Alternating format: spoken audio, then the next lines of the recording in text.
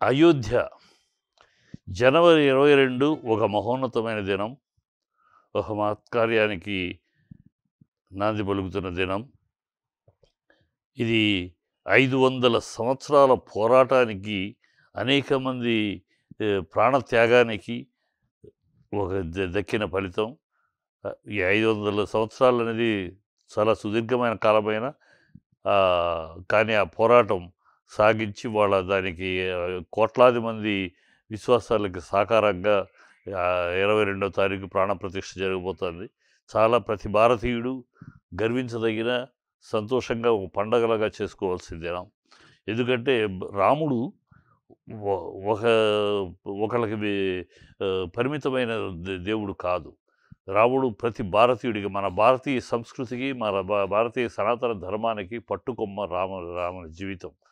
రాముడు కేవలం ఒక దేవుడు కాదు. రాముడు అందుకనే సుగుణాభిరాముడు అన్నారు. సుగుణాభిరాముడు అని ఎందుకు అన్నారంటే, ఆయన జీవితం మన సాంప్రదాయాలకి, మన సంస్కృతికి, మన వీటికి ఒక ప్రతీక. అలాగే ఆయన ఒక తండ్రితోటి ఒక కొడుకు ఎలా ఉండాలి, ఒక తమ్ముడితోటి ఒక అన్న ఎలా ఉండాలి, ఒక భార్యతోటి ఒక భర్త ఎలా ఉండాలి, ఒక ప్రజతోటి పాలకుడు ఎలా ఉండాలి, ఇలా ఆయన జీవితంలో అనేక ఘట్టాలు, అనేక మనకు ఒక ఉపమానంగాను, మనకు ఒక ఐ ఓపెనర్గాను నిలిచే జీవితం. కనుక అది ఇవాళ భారతదేశం యొక్క కుటుంబ వ్యవస్థ ప్రపంచానికి ఒక సూచికగా ఉంది అంటే అది రాముని జీవితం. రాముని జీవితం నేర్పినదే మనకి. ఒక కుటుంబ వ్యవస్థ ఎలా అనేది, ఒకళ్ళనొకళ్ళు ఎలా గౌరవించాలి, ఒకళ్ళకి ఇవ్వాల్సిన స్థానం ఎలా ఇవ్వాలి, అన్నీ కూడా ఆ రాముని పాత్రలో ఉన్న ఒక సజీవమైన నిజాలు. కనుక రాముని దేవాలయం అనేది ఇవాళ దీన్ని వ్యతిరేకించడం అనేది మూర్ఖత్వం. ఇది మూర్ఖత్వాన్ని మించింది మరొకటి. ఈ కాంగ్రెస్ వాళ్ళు ఆరంభం నుంచి దౌర్భాగ్యులు వాళ్ళు.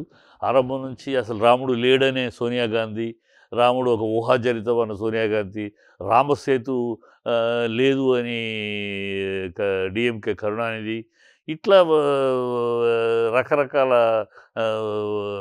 దరిద్రపు వ్యాఖ్యలతోటి మళ్ళీ అవన్నీ ప్రూవ్ అయినాయి. రాముడు ఊహాజనితం కాదు అనేది కానీ, రామసేతు ఉందని కానీ అన్నీ నిరూపణ అయినాయి. సైంటిఫిక్‌గాను అన్నీ రీసెర్చ్ చేస్తే అన్నీ బయటపడ్డాయి. కనుక వీళ్ళు ఎంతసేపు ఒక ఓట్ల బ్యాంకు కోసం కాంగ్రెస్ వాళ్ళు చేస్తున్న దౌర్భాగ్యపు, నిజంగా చెప్తే ముస్లిమ్స్ ఎవరు వ్యతిరేకం కాదు. ఒక రామాలయం నిర్మించుకుంటే వాళ్ళకే వ్యతిరేకం. ఓ మసీదు నిర్మించుకుంటే మనకేమైనా వ్యతిరేకమా? బాబర్‌ది కట్టింది మసీదు కాదు అని బాబరే తన దీంట్లో రాసి ఉంది. చరిత్రలో రాసింది అది మసీదు కాదు. అక్కడ ఉన్న ఆలయాన్ని ధ్వంసం చేసి అక్కడ అతను కట్టాడు. ఆనాడు మొఘలాయుల రాజ్యంలో ఇష్టం వచ్చినట్టు అన్ని దేవాలయాలని, హిందూ సంస్కృతిని నాశనం చేయాలనే ఒక ఆలోచన. ఆనాడు మొఘలాయులకి ఏంటంటే, భారతదేశాన్ని పట్టుకోవాలంటే, భారతదేశాన్ని మనం క్యాచ్ చేయాలంటే వాళ్ళ సంస్కృతి సాంప్రదాయాల మీద పోటెయ్యాలి. అప్పుడు గాని, లేకపోతే వాళ్ళు చాలా బలీయమైన సనాతన ధర్మము, బలీయమైన సంస్కృతి సాంప్రదాయాలతో ఉన్నారు. వాటిని బ్రేక్ చేస్తే గాని మనం అన్న ఉద్దేశంతో, ముందు ఆ సంస్కృతిని నాశనం చేయాలనే ఉద్దేశంతో మొఘలాయులు చేసిన దౌర్భాగ్యం అది. అది ఆ తప్పు జరిగింది. ఆ తప్పు జరిగిన దాన్ని ఏ దేశమైనా తన సంస్కృతి సాంప్రదాయం నిలబెట్టుకోవటానికి ప్రయత్నిస్తుంది, సాధించాలి. ఇతర దేశాలు చూసుకుంటే దాదాపు 20 దేశాలు, ఆంగ్లేయులు పరిపాలించే దేశాల్లో దాదాపు 20 దేశాలు వాళ్ళ సంస్కృతి మళ్ళీ పునరుద్ధరించుకున్నాయి. అలాగే మన భారతదేశం మన సంస్కృతి పునరుద్ధరించుకుంటుంది. దీన్ని వ్యతిరేకించడం, దీనికి ముస్లిమ్స్ ఏమీ లేవు. ఓవైసీ లాంటి దౌర్భాగ్యుడు, ఓవైసీ సోదరులు లాంటి ఒక సన్నాసులు తప్పితే వాళ్ళ పార్టీనే వాళ్ళు పాకిస్తాన్ కోసం పెట్టిన పార్టీ అది. భారతదేశం కోసం పెట్టిన పార్టీ కాదు ఓవైసీ పార్టీ. వాళ్ళ ముత్తాతలు పాకిస్తాన్ కోసం రజాకారుల సహకారంతో పార్టీ పెట్టి ఆనాడు భారతదేశానికి వ్యతిరేకంగా పెట్టిన పార్టీ. అది ఇవాళ కొనసాగుతుంది. అది మన దౌర్భాగ్యం. అది కనుక అలాంటి సన్నాసులు, ఎదవలు, సోనియా గాంధీ క్రిస్టియన్ కుటుంబం నుంచి వచ్చిన అమ్మాయి కనుక క్రైస్తవుల్లో విగ్రహాలని పూజించరాదు. కనుక ఆ అమ్మాయి వెళ్ళనంటది. ఓకే. నువ్వు రాకపోతే రావు. దాని వేరే విషయం. దానికి రాముడే లేడు, రాముడు ఈ దరిద్రపు కామెంట్లు చేయటం వల్ల ఆహ్, వాళ్ళు ఉన్న వాళ్ళని వా బ బ్లా వాళ్ళు బ్లాకౌట్ చేస్తే బాయ్‌కాట్ చేస్తే వాళ్ళనే ప్రజలు బాయ్‌కాట్ చేస్తారు. అదే చేస్తున్నారు కూడా ఆల్రెడీ. హిందువుల్ని అవమానించటము, హిందువుల నమ్మక విశ్వాసాలను కించపరచటము, హిందువుల్ని అవహేళన చేయటము, వాళ్ళ రాజకీయ విధానం అనుకుంటే, అందువల్ల ముస్లిం ఓట్స్ ఏకమవుతాయి అనుకుంటే వాళ్ళ మూర్ఖత్వం, అంతకన్నా మూర్ఖత్వం మరొకటి లేదు. ఇవాళ ఈ దేవాలయ నిర్మాణం అనేది చాలా మహత్తర కార్యక్రమం.